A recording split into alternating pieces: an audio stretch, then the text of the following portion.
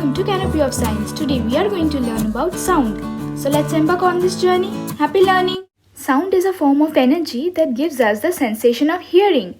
We can hear a sound with the help of our ears. How sound is produced? Only a vibrating object or a vibrating body can produce a sound.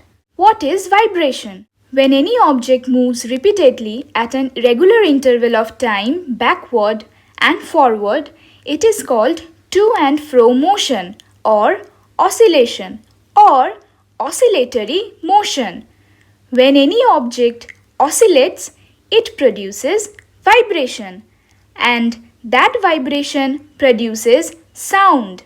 Vibrations are wave motion, so we can say sound as sound wave too. Some examples of sources of sound. Tuning fork.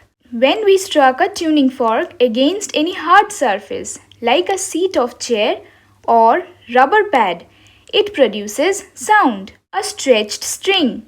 When we pluck a stretched string with our fingers, it vibrates and produces sound. This is how all stringed musical instruments like guitar, sitar produces sound.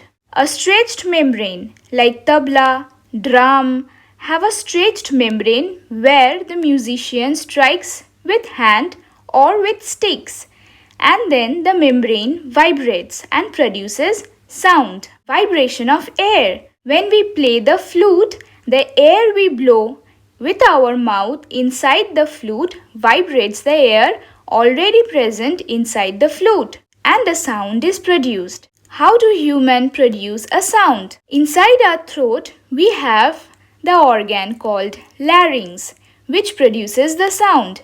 Larynx is called the voice box. In this picture, we can see the larynx. This is the vocal cord, which are like two stretched strings.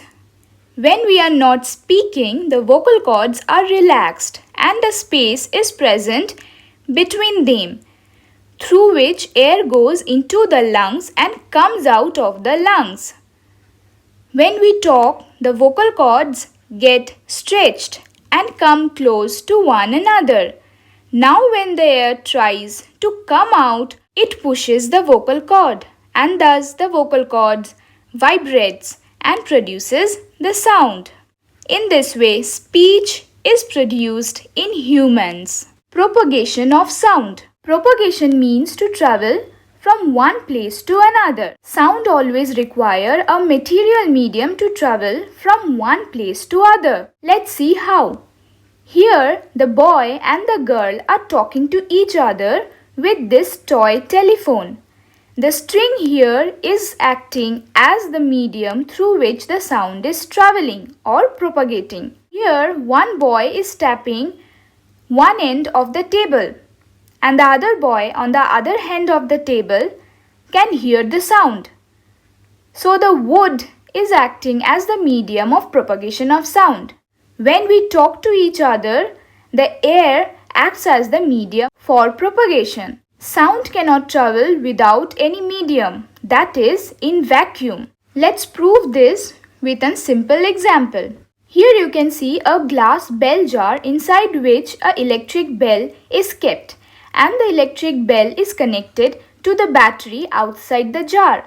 The mouth of the jar is sealed off. At the bottom of the jar there is a vacuum pump. At first we switch on the electricity. We can hear the ringing of the bell from outside. Now when we open the vacuum pump and takes out all air present inside the jar and switch on electricity again, this time we cannot hear the ringing of the bell from outside. So we can conclude, first time air which was present inside the jar was carrying the sound outside. It is acting like the medium. Second time there was no air, so sound could not travel out. Hence we can say that sound requires a material medium to travel always. This fact was first discovered by Otto van Guericke in 1654. The speed of the sound depends upon the material through which it is traveling. Like the speed of sound in air is 340 meter per second. In water, it is 1500 meter per second. And in iron, the speed of sound is 5000 meter per second. So you can see that sound travels with maximum speed in any metal. Thank you for listening with patience. Hope you have enjoyed today's learning. We will continue with this topic of sound. Until next time, stay healthy, stay motivated and keep learning. As knowledge is everywhere, you just need to grab it.